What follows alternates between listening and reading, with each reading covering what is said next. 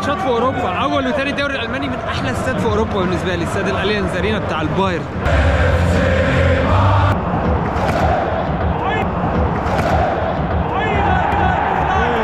جو التلج.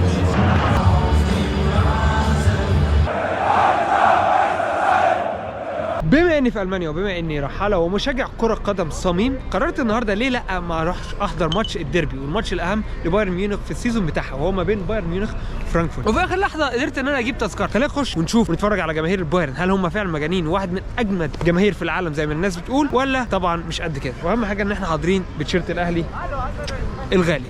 دونا لايك وفولو، ما تنسوش تدعمونا بشير، ويلا بينا نشوف مغامرتنا النهارده هتودينا على فين.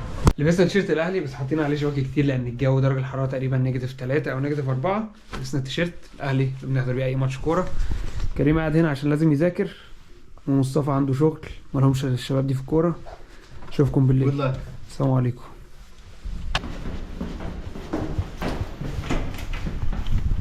جو برد، جو برد قوي قوي قوي قوي. بصوا في اثار تلج.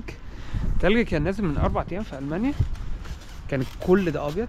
دلوقتي الدنيا اختفت شويه بس مش مشكله. ممكن ناخد السكوتر ده عشان نوصل بسرعه، بس لسه معانا 8 دقايق على المترو، هنضطر نجري.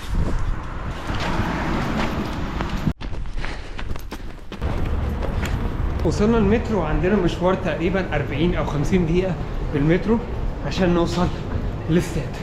خليني افرجكم على حاجه في المترو في المانيا. ده المترو، انا دخلت كده المترو تحت مفيش مكان تضرب فيه تذكره. يعني لو من الاخر عايز تركب المترو من غير تذكره هتنزل هتركب على طول. عندهم يعني امان ما بين الشعب والحكومه، مأمنينهم على ممتلكاتهم، لان هو ما جابش تذكره يعني مش بيساهم في المترو. في الاخر المترو ده بعد سنه او 2 او 10 مش هيبقى بالنظافه اللي هو عليه دلوقتي. لسه ما بدأناش. اللوجوز بتاعت بايرن ميونخ بتاعت الفرق. جماهير المانيا على عكس ان هم شعب منظم وشعب المفروض ان هو ارستقراطي، بس لما بتيجي وقت الكوره الجمهور الالماني مجانين شويتين 3.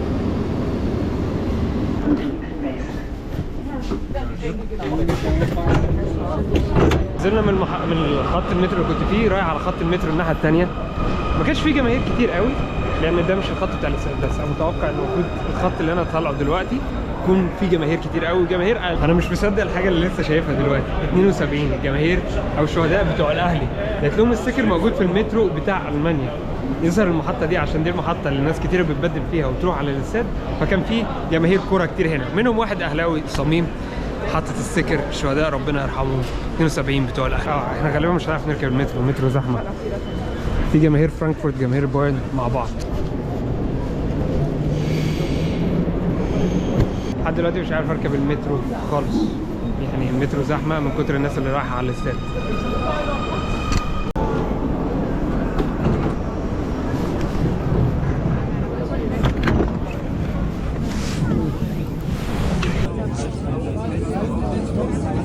مش عارف اتحرك من الزحمه. وصلنا المحطه بتاعت الاستاد. الناس كانت محترمه مع بعض، يعني كان الاستاد فوق المترو فول على الاخر، وعربيه كانت كلها بتوع بايرن طبعا. ركبوا ناس ووسعوا واتزنقوا عشان يركبوا الناس بتوع فرانكفورت على الرغم ان هو ديربي. الو. المفروض دلوقتي نمشي تقريبا 15 دقيقه للاستاد. اطفال، ناس كبيره، كله حاطين بقى الكوفيات والحاجات بتاعت الكوره. دلوقتي في الطريق والاستاد هناك اهو بتاع الاحمر المنور. بالنسبه لي كمشجع كوره واحد من احلى الاستادات في العالم طبعا استاد الاليانز ارينا، لان شكله جميل من بره، المنور دايما احمر بالليل. حاجه وحشه قوي لفتت انتباهي، عارفين طبعا المانيا لما عملت كده في ماتش كاس العالم بتاعهم وان هم مقاطعين كاس العالم بتاع قطر. بصوا الاستيكرات اللي حاطينها في الاستاد على مدخل الاستاد، حاطين استيكرات قطعوا كاس العالم، قطعوا قطر. حاجه بايخه يعني، بس هم خسرانين. كاس العالم طلع احسن كاس العالم في التاريخ والمانيا هي اللي خسرت.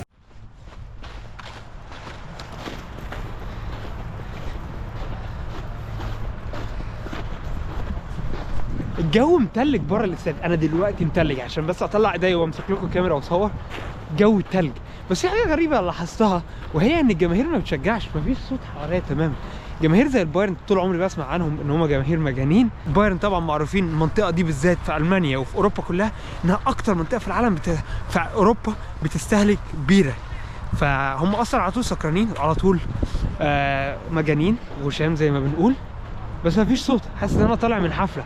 خلينا نخش ونشوف هل جوه الاستاد هيبقى كده كمان ولا لا. انا حاجز تذكره وسط الالتراس بتاع بايرن ورا الجون على طول، يعني هما ما بيشجعوش، يبقى من الاخر جماهير سكه. خلاص داخلين الاستاد، اول تفتيش قبل باب الاستاد. التفتيش زحمه شويتين ثلاثه، بس من الحاجات الحلوه بص الاستاد بالليل والله جميل. يعني على قد ما انا بكره البايرن بسبب ان انا برشلوني واللي بيعملوه فينا بقالهم كام سنه، بس في نفس الوقت الاستاد بتاعهم عظيم.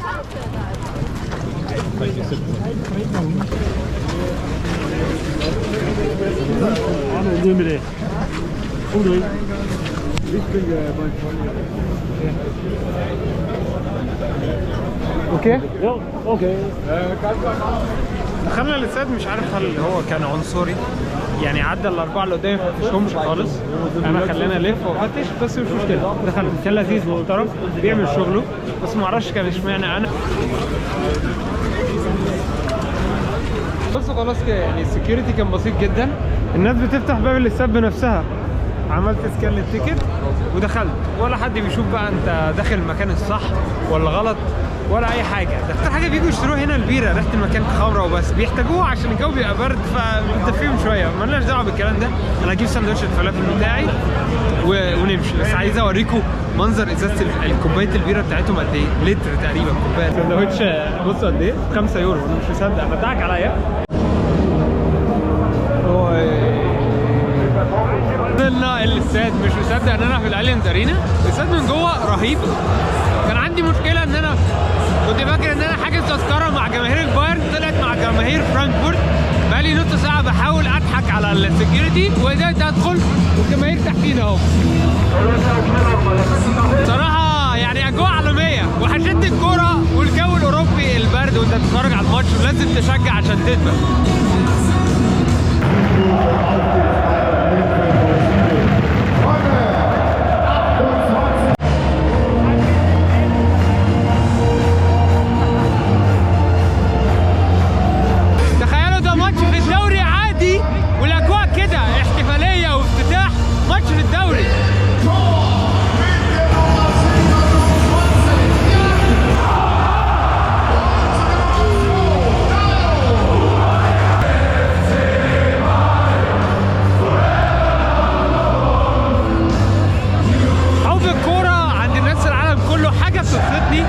تحس انها بتجمع الناس مهما كانت لغتك، حبك او دي انت اي حاجه، الناس في الاخر بتشجع بحب لفريقها. من احلى الجماهير اللي اتفرجت عليها الصراحه، جماهير بتشجع بروح. الميزه فيهم هنا ان النادي مساعدهم قوي في التشجيع، عامل مايكات وعامل سماعات جوه الالتراس عشان الناس تتكلم، اللي بيوجهوا الجماهير يتكلموا منها ويقدروا كلهم يشجعوا ويعملوا نفس الحركات مع بعض. اجواء رهيبه، اجواء عالميه.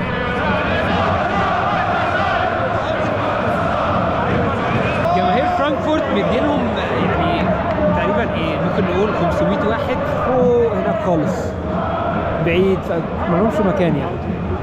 الاستاد كله جماهير بايرن. كان نفسي ابقى بعرف اتكلم الماني عشان اشجع معاهم، لان اجواءهم بجد رهيبه. بس الماني لغه انا لا افقه فيها شيء، يعني اسباني شويه، فرنساوي، انجلش، بس الماني ما اعرفش حاجه. بس اجواء رهيبه بتاعت الالمان الصراحه.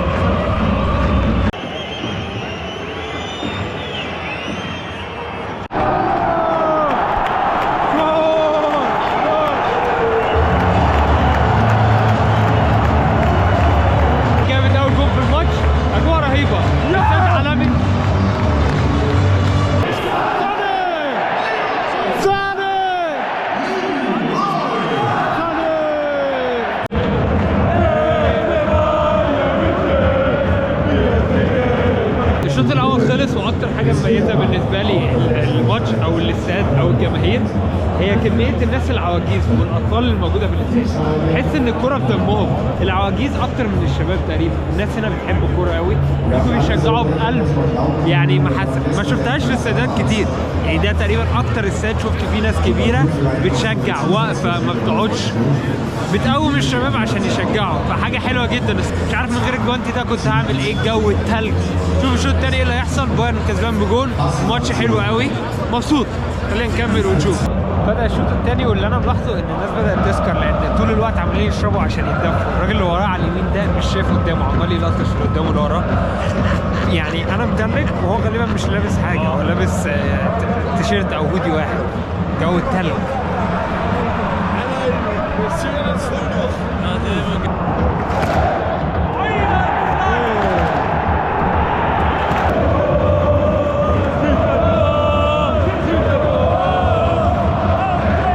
فرانكفورت جاب الجون، الماتش بقى 1-1.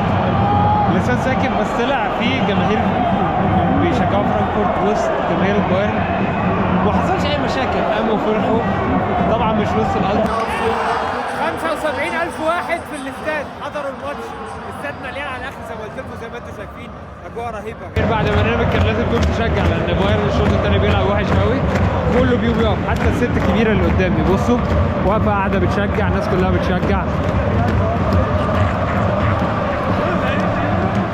الماتش اول 3 دقايق على الماتش في شويه جماهير بدات تمشي، بس الجماهير كلها موجوده. الماتش متعادل، ماتش سخن، نفسهم يكسبوا. التشجيع ما بيقفش لاخر دقيقه زي ما انتم شايفين. اعلام في كل حته، اعلام كتير قوي، كله بيشجع.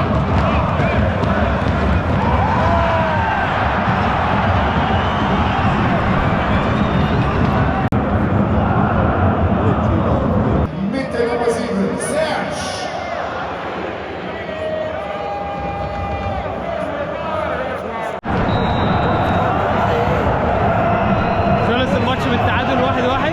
خلينا نجري عشان نلحق المترو قبل الدنيا تبقى زحمه. الناس كلها خارجه من الاستاد.